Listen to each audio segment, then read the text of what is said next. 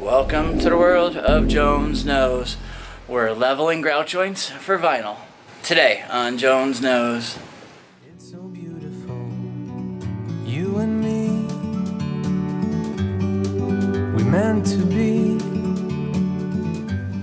Hi, if you're new to the channel, my name is Tim. I'm a flooring and stair contractor, and as usual, helping me in the videos are my sons Tristan, Hunter, and Joe is back working with us again. He's not one of my sons. Today we are working on our vinyl, our Shaw Floorte vinyl floor, and before we put it down, we are going to fix the grout joints because they're pretty thick and some of the tile corners are even a little high. So I'm concerned that it could telegraph through. I'm not saying it will, but I'd rather not take a chance. It says in the instructions that up to 1/4 inch is okay. We are right at 1/4 inch, and I'm going to go ahead and correct this problem before we have a problem, which I always suggest doing. So without any further ado, let's get to work. So now we're going to show you how to fix your grout joints. Before you even break out the concrete or mud, you want to make sure that you're going to get a proper bond. So today we are priming the floor with a bonding agent just to make sure that when we put our concrete down that it grabs and doesn't come loose. So today we're using an advanced acrylic primer by Level Quick. I use this a lot. You get a lot of coverage out of this bottle. Will go like the whole job. I mean, you don't need to buy more than one. And we're using a roller. And common sense, you just want to roll it in and make sure that you saturate all the grout joints. Oh yeah, that's nice. It's like play sand. Dab will do ya.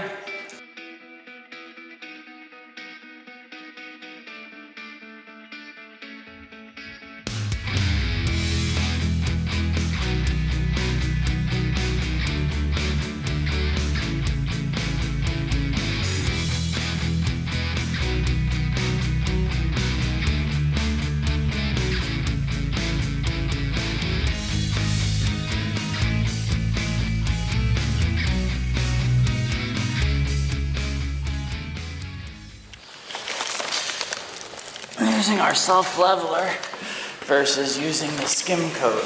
Let's see which one of these is going to work the best. So yesterday we bought some ready-made skim coat and it worked good, but it just slow applying it. So today I'm breaking out the self-leveler. We're going to see if this will speed things up. And this will give us a chance to compare which one actually works better.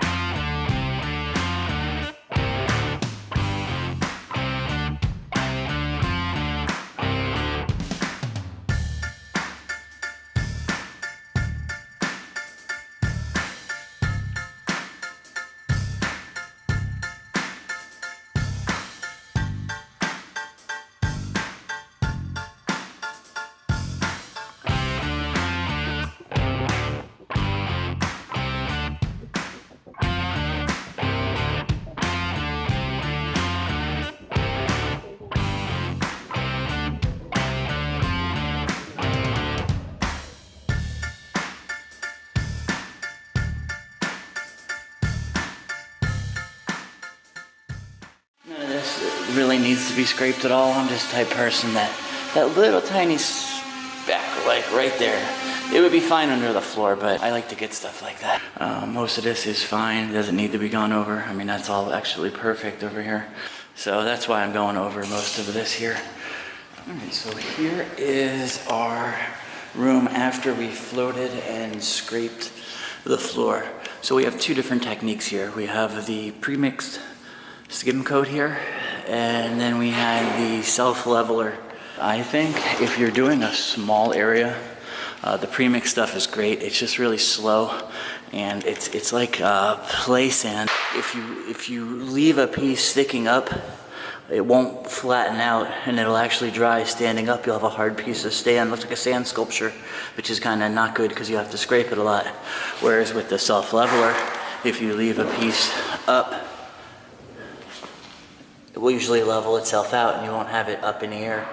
as high. So definitely more cost effective to use the self-leveler, and it will help with some of the corners that are a little off, because you can put it on with the flat trowel and it will actually fill in areas that it really needs it the most.